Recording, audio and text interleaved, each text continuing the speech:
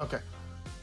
What's up? Welcome to Toy Gains. Today we have Luke Cage, aka Power Man, aka cool ass black dude in like a disco shirt from Heroes for Hire. When I first saw this figure, I knew I had to have it. I don't think he's been made in this style since Toy Biz did it about 9 years ago. So this is a fantastic release. I didn't think this figure was coming out this year, but it is here. We're gonna open this bad boy up. If you notice, they are back to the plastic. No one cares about the environment anymore, apparently. That was just 2022. Back to plastic, back to seeing the figure. Let's get him out of here. Next on Toy Gains. Hey! Oh! Toy Gains! Toy Gains! So this is Power Man, aka Luke Cage from Heroes for Hire. I love this look. I love anything classic. I love anything that looks like it's ripped from the 70s. Reminds me of like the Warriors, if you know that movie. Toy Biz did make this figure, and he was pretty darn good. This is the first time Hasbro has done it in this style, and I thought this was going to come out like next year. I was pretty shocked that this has come out this early. This has been a pretty good year for Marvel Legends. I know there's people that give Hasbro shit for reuse and stuff like that. This upper torso is actually pretty new. It must be, because the one thing that may bother people, there's no ab crunch, there's no torso cut. They didn't want to break up this shirt. And I actually respect them for that. I've actually talked about that on the channel before. I'd rather go for the seamless look when it's important than kind of break all this up. If I can bring in another figure, like Bazooka, kind of, the shirt is broken up with that torso cut. And that might be super important to some. It's not to me, as long as it makes the figure look better.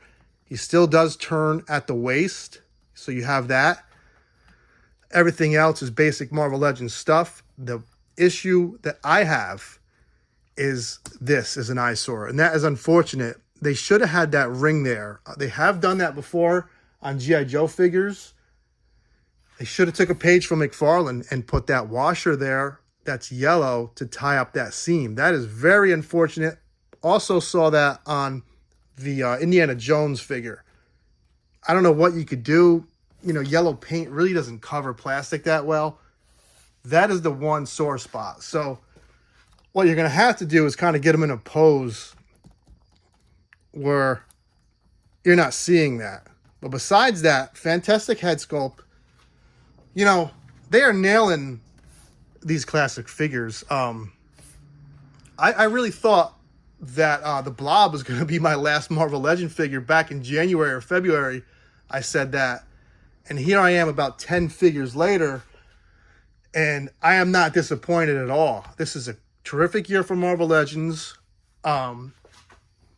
He does come in a bath piece for the mindless one. I don't know what that is. He looks like a big volcano man. He does come with some reaching out grabby hands, which I probably won't even use. You know, he is Power Man, and the fists are just super appropriate for him. Let me bust out some other characters that were in Hell's Kitchen with him so you could see scale. If I don't drop them, we have, of course, Daredevil and the Punisher. He's bigger than them. He's broader than them. Really scales perfect. You know, he should be bigger than them, and he is. This is a great release.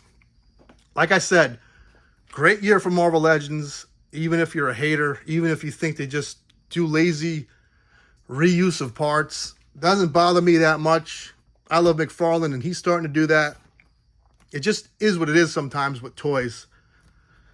And that's that. I'll have another video tomorrow. I got some more stuff coming. This has been a crazy week for me for toys, but if they're fun and this good looking, I am not going to complain. Take care, have fun.